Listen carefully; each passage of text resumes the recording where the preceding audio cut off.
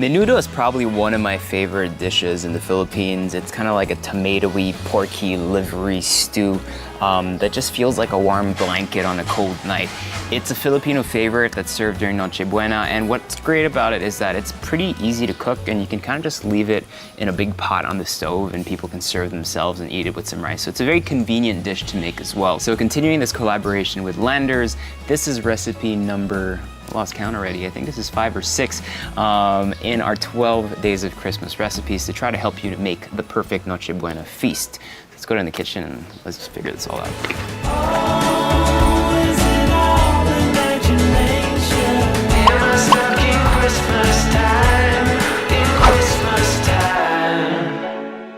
Now, throughout this whole cooking series, I don't want to talk too much because I really want people to be able to use this for practical reasons and actually make all these dishes at home. So there won't be much blabbering. It's going to be very kind of straightforward in terms of what you want to do and how you want to do it. And if there's any tips or tricks along the way, I will let you know. Very quickly, we're going to make a pork menudo, tomato, very rich, kind of stewy pork shoulder dish with some pork liver. Delicious, very different from the other styles of menudo you might find in other places in the world. We like to do ours slightly richer in terms of tomato, and we add some sweetness, some soy sauce sometimes, and some fish sauce, just to give it that very Filipino flavor. So we're gonna start off by just rendering off some garlic and some onions in a hot pan with some oil and with our pork shoulder. So I'm gonna get my pan nice and hot.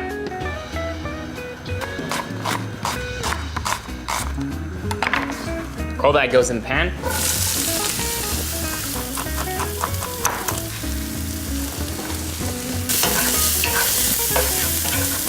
Once you have a tad bit of browning on the onions and the garlic, we're gonna grab our pork shoulder here. What's great in the Philippines is you can actually go to most supermarkets and they will have a pork menudo cut. So it's already cut. It's usually a cut of a pork shoulder, and it's really important to have some fat in there just so that it renders out and you get really kind of like that thick, luscious pork taste. So we're gonna place that in the pan here.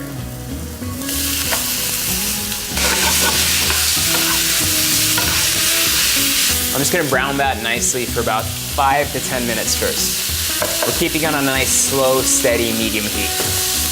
To help us develop that color, a lot of people actually use annatto powder or annatto seeds that they put with some water because it's used in a lot of Filipino recipes, and at the same time, it just builds so much flavor. So I'm gonna add my annatto oil in there. Coffee break. As it finishes up browning, we're gonna add some fish sauce. So this is a base seasoning, so about 1 tablespoon. We're gonna adjust this later once we add everything. And then a tiny bit of soy sauce. Now, a lot of people don't add soy sauce, some people do. I particularly like that flavor that it gets from it, so I do add it. I don't wanna cook it out too fast because I don't want that soy sauce to burn. I have a nice sear, a nice brown color on the pork. We're gonna go ahead and just add in some water. That should cover most of the pork. Cover it up, bring it to a simmer, and leave it there for about 30 minutes. This is where the pork's gonna get nice and tender. This has been simmering nicely for about 10 minutes now. We're just gonna chuck in some tomatoes. Rough chops are all we need. We're gonna squash all that in together after. Mix that in. And to that, we're just gonna add some tomato sauce. Any good quality tomato sauce will do. About 1/2 cup of that goes inside. And what's gonna happen now is that all of that's gonna stew nicely and get nice and thick, and that pork is gonna get beautifully tender. So this will be covered for about 30 minutes. When you open it, the smell would have changed absolutely dramatically. The oil has risen a little bit in the sauce. The pork should be tender to the touch when you touch it with your spatula. What I'm gonna do now is kind of just mash up that tomato. You'll see you'll have something nice and thick, but it will get thicker because we're now gonna add some carrot and some potatoes, so basically introducing starch to the whole dish. This will release some starch and thicken the sauce just a tiny bit as we want it to. That goes in for 10 minutes, and then we'll finish up with all the rest. The pork liver goes in, so the only reason why I chop these up quite thick is because I know a lot of people don't actually like the liver, and when I was a kid, I didn't like the liver, so what I would do is kind of fish it out. So the thicker the pieces, the more people who don't like liver can actually remove them, but I do feel like the liver has a very important role to play in terms of the overall flavor of the sauce. So that goes in. with just a little bit of brown sugar. So this is where the sweetness comes in. So about a teaspoon of brown sugar goes in. Some drained garbanzo beans, about just half a tin should be okay. A little bit of raisins. This is really up to you how much you want to put in there. And finally, just one small red bell pepper. That goes in just for an additional 5 minutes, covered up, and then you'll see all that sauce will come together beautifully.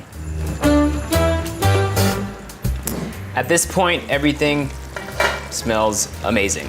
So all we need to do now, keep it at a simmer, open that top, let all that steam come out, taste it. And this is where personal preference comes in. I need a little bit more fish sauce just to give me a bit more savory kind of flavor, and a tad bit more soy sauce. Some black pepper. Some people will add some salt, but I think I want to get more of my saltiness from the fish sauce itself. Mix that in, just make sure everything's on point, and taste.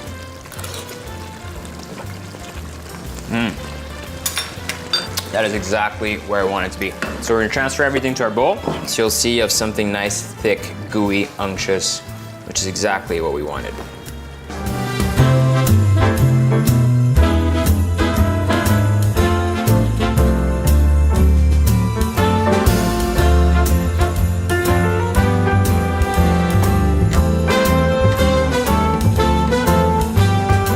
I mean, you bring this out to any Christmas table and people will be extremely happy.